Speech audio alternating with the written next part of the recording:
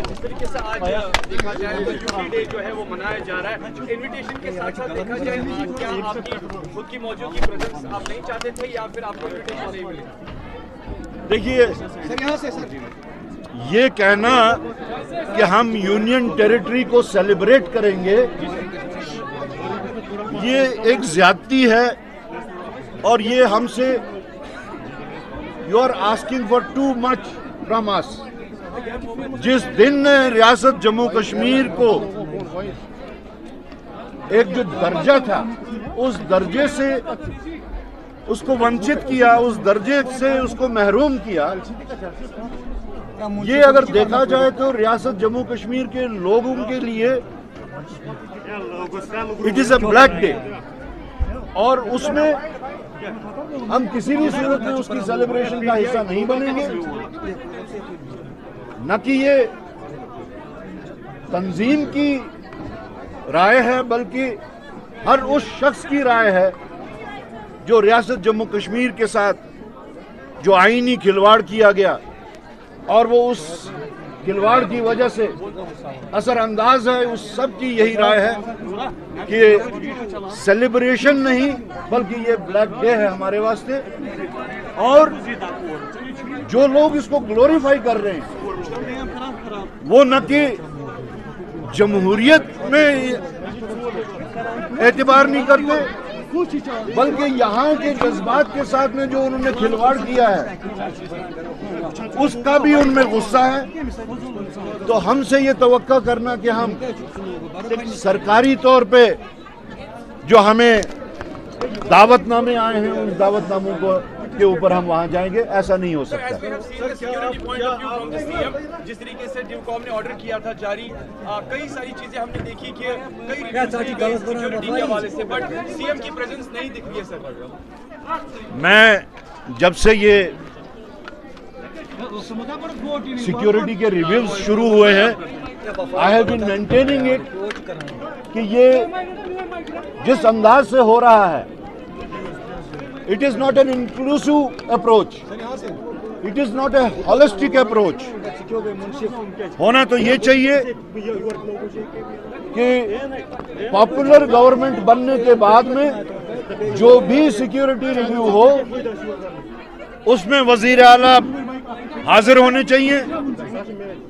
अगर वजीर आला मौजूद नहीं है तो वजीर आला का नॉमिनेटेड नुमाइंदा वहां होना चाहिए।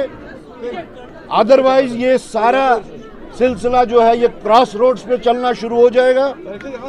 यहां बजाय सिक्योरिटी रिव्यू के सिक्योरिटी कंफ्यूजन्स क्रिएट होना शुरू हो जाएंगे। मान लीजिए कल को वजीर आला बहैसियत वजीर आला भी सिक्योरिटी रिव्यू लेते हैं और एक दिशा देते हैं जो दिशा एलजी साहब की दिशा के एन मुखालिफ हो, तो आप बताइए क्या ये स्टेट के वास्ते, क्या ये नेशनल इंटरेस्ट के वास्ते सही होगा? नहीं होगा। इसलिए कांग्रेस पार्टी की गुजारिश है एलजी साहब से कि वो जो भी security, he is a constitutional head, उसमें हमें कोई एतराज नहीं, लेकिन the working should be with in norms and with certain parameters.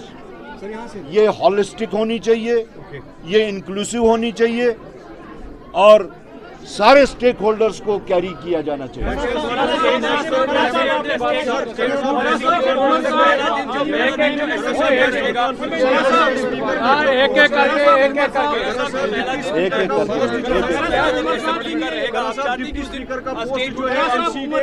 देखिए, जहां तक स्टेटहुड का ताल्लुक है, I have been consistent on it, Congress party is firm on it कि हम स्टेटहुड, कंप्लीट स्टेटहुड के लिए मुकम्मल जदोजहद करने को तैयार हैं। वो असेंबली के अंदर हो, वो असेंबली के बाहर हो, वो सड़कों पे हो। हम इसी वजह से आज भी ये मेंटेन किए हुए हैं।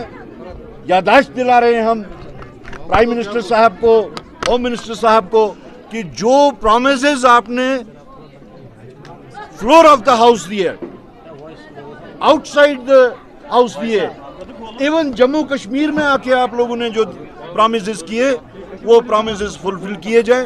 किस बात की सजा हमें दी जा रही है? कौन सा पैरामीटर जो है वो स्टेट में स्टेटहुड हासिल करने के वास्ते पूरा नहीं हुआ?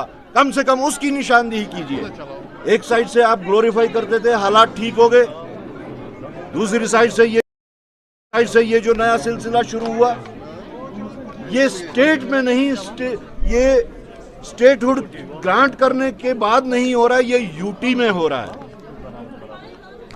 हमारे हिसाब से यूटी एडमिनिस्ट्रेशन का में ही इंटेलिजेंस ग्रिड में कहीं पे कोई कमी है रह गई है और उनको वो बीफ अप की जानी चाहिए। मेरी गुजारिश होगी कि वो पार्टी इंटरेस्ट को बालाए ताक रख के नेशनल इंटरेस्ट पे जोर दें, तो ये पूरे मुल्क के वास्ते अच्छा होगा।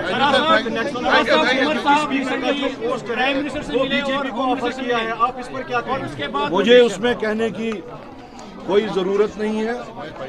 देखा जाए तो there are good precedences, parliamentary precedences, parliamentary practices.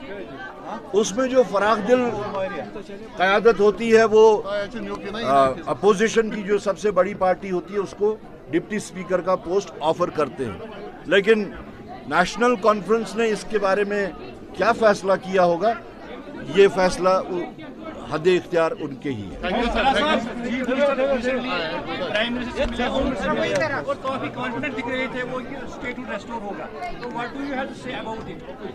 We will be the happiest people जो इस वक्त भी स्टेटहुड को लेके इतना फर्मली ऑन ग्राउंड है।